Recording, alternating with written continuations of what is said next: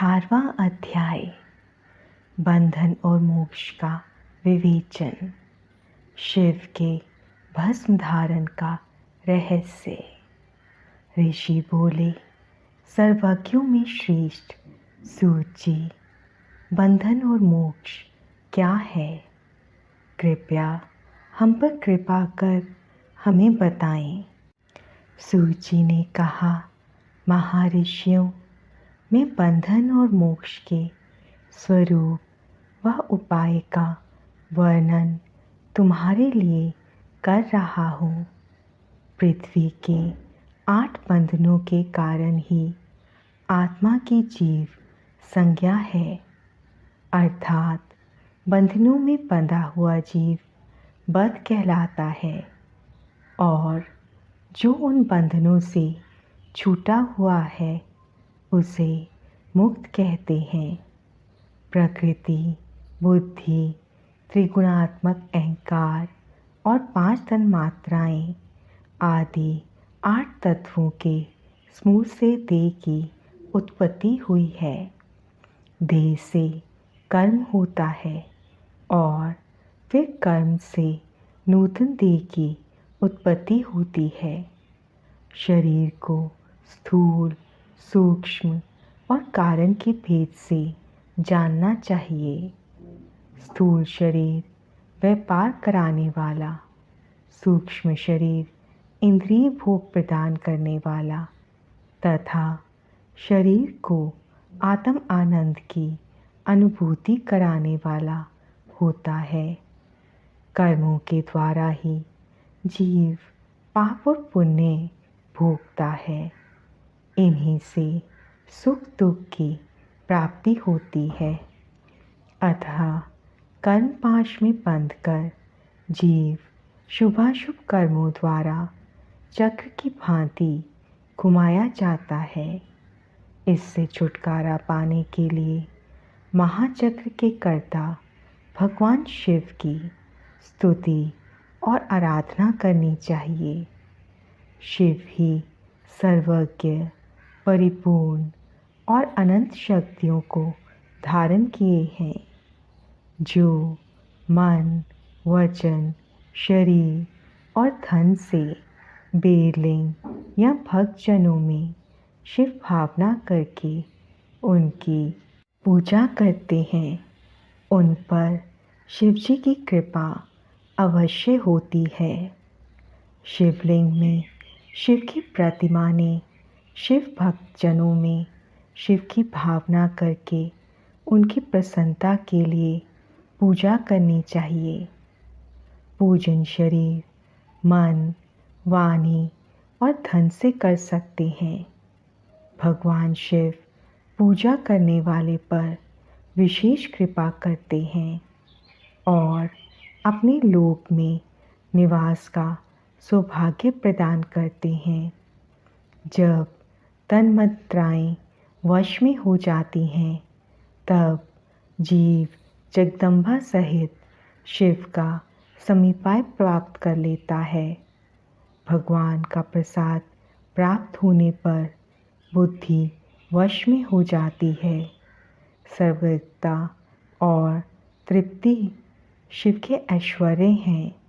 इन्हें पाकर मनुष्य की मुक्ति हो जाती है। इसलिए शिव का कृपा प्रसाद प्राप्त करने के लिए उन्हीं का पूजन करना चाहिए। शिव क्रिया, शिव तप, शिव मंत्र जाप, शिव ज्ञान और शिव ध्यान प्रतिदिन प्रातः से रात को सोते समय तक, जन्म से मृत्यु तक करना चाहिए एवं मंत्रों और विभिन्न पुष्पों से शिव की पूजा करनी चाहिए। ऐसा करने से भगवान शिव का लोक प्राप्त होता है। ऋषि बोले, उत्तम व्रत का पालन करने वाले सूत जी, शिवलिंग की पूजा कैसे करनी चाहिए? कृपया हमें बताइए। सूत जी ने कहा, ब्राह्मणों, सभी मनोकामनाओं को पूर्ण करने वाले लिंग के स्वरूप का मैं तुमसे वर्णन कर रहा हूँ। सूक्ष्म लिंग निष्कल होता है और स्थूल लिंग सकल। पंचाक्षर मंत्र को स्थूल लिंग कहते हैं। दोनों ही लिंग साक्षात मोक्ष देने वाले हैं।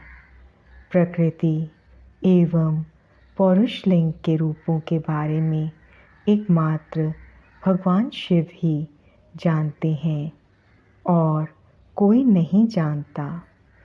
पृथ्वी पर 5 लिंग हैं जिनका विवरण मैं तुम्हें सुनाता हूँ। पहला स्वयंभू शिवलिंग, दूसरा बिंदु लिंग, तीसरा पतितिष्ठ लिंग, चौथा चर लिंग और 5वां गुरुलिंग है। देव ऋषियों की तपस्या से संतुष्ट हो उनके समीप प्रकट होने के लिए पृथ्वी के अंतर्गत बीज रूप में व्याप्त हुए भगवान शिव वृक्षों के अंकुर की भांति भूमि को भेद कर नादलिंग के रूप में व्यक्त हो जाते हैं। स्वतः प्रकट होने के कारण ही इसका नाम स्वयंभू लिंग है। इसकी आराधना करने से ज्ञान की वृद्धि होती है। सोने चांदी भूमि वेदी पर हाथ से प्रणव मंत्र लिखकर भगवान शिव की प्रतिष्ठा और आवाहन करें तथा 16 उपचारों से उनकी पूजा करें। ऐसा करने से साधक को ऐश्वर्य की प्राप्ति होती है। देवताओं और ऋषियों ने आत्म सिद्धि के लिए पौरुषलिंग की स्थापना मंत्रों के उच्चारण द्वारा की है। यही प्रतिष्ठ लिंग कहलाता है। किसी ब्राह्मण अथवा राजा द्वारा मंत्र पूर्वक स्थापित किया गया लिंग भी प्रतिष्ठ लिंग कहलाता है, किंतु वह प्राकृत लिंग है। शक्तिशाली और नित्य होने वाला पौरुष लिंग तथा दुर्बल और अनित्य होने वाला प्राकृत लिंग कहलाता है। लिंग नाभि, जीभ, हृदय और मस्तक में विराजमान आध्यात्मिक लिंग को चर लिंग कहते हैं। पर्वत को पौरुष लिंग और भूतल को विद्वान प्राकृत लिंग मानते हैं। पौरुष लिंग समस्त ऐश्वर्य को प्रदान करने वाला है। प्राकृत लिंग धन प्रदान करने वाला है। चर लिंग में सबसे प्रथम रसलिंग ब्राह्मणों को अभीष्ट वस्तु प्रदान करने वाला है। सुवर्णलिंग वैश्यों को धन, बाणलिंग क्षत्रियों को राज्य, सुंदरलिंग शूद्रों को महाशुद्धि प्रदान करने वाला है। बचपन, जवानी और बुढ़ापे में स्फटिकमय शिवलिंग का पूजन स्त्रियों को समस्त भोग प्रदान करने वाला है। समस्त पूजा कर्म गुरु के सहयोग से करें। ईश देव का अभिषेक करने के पश्चात अघैनी के चावल की बनी खीर तथा नैवेद्य अर्पण करें। निवृत्त मनुष्य को सूक्ष्म लिंग का पूजन विभूति के द्वारा करना चाहिए।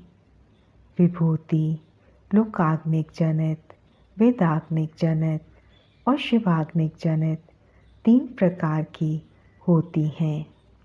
लोकाग्निक जनित अर्थात लौकिक भस्म को शुद्धि के लिए रखें।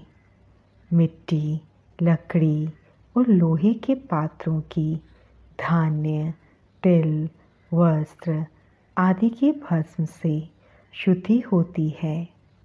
वेदों से जनित भस्म को वैदिक कर्मों के अंत में धारण करना चाहिए। मूर्तिधारी शिव का मंत्र पढ़कर बेल की लकड़ी जलाएं। कपिला गाय के गोबर तथा शमी, पीपल, पलाश, बड़, अमलताश और बेर की लकड़ियों से अग्नि जलाएं। इसे शुद्ध भस्म माना जाता है। भगवान शिव ने अपने गले में विराजमान प्रपंच को जलाकर भस्म रूप से सार तत्व को ग्रहण किया है। उनके सारे अंग विभिन्न वस्तुओं के सार रूप हैं। भगवान शिव ने अपने माथे में तिलक में ब्रह्मा, विष्णु और रुद्र के सार तत्व को धारण किया है। सजल भस्म को धारण करके शिवजी की पूजा करने से सारा फल मिलता है। शिव मंत्र से भस्म धारण कर श्रेष्ठ आश्रमी होता है। शिव की पूजा अर्चना करने वाले को अपवित्रता और सूतक नहीं लगता। गुरु शिष्य के राजस, तामस और तमोगुण का नाश कर शिव का बोध कराता है। ऐसे गुरु के हाथ से भस्म धारण करनी चाहिए।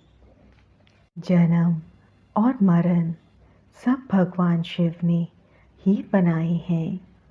जो इन्हें उनकी सेवा में ही अर्पित कर देता है वह बंधनों से मुक्त हो जाता है। स्थूल, सूक्ष्म और कारण को वश में कर लेने से मोक्ष प्राप्त होता है। जो शिव की पूजा में तत्पर हो, मौन रहे, सत्य तथा गुणों से युक्त हो, क्रिया, जाप, तप करता रहे, उसे दिव्य ऐश्वर्य की प्राप्ति होती है तथा ज्ञान का उदय होता है। शिव भक्त यथा योग्य क्रिया एवं अनुष्ठान करें तथा धन का उपयोग कर शिव स्थान में निवास करें। भगवान शिव के महात्म्य का सभी के सामने प्रचार करें। शिव मंत्र के रहस्य को उनके अलावा कोई नहीं जानता है, इसलिए शिवलिंग का नित्य पूजन करें।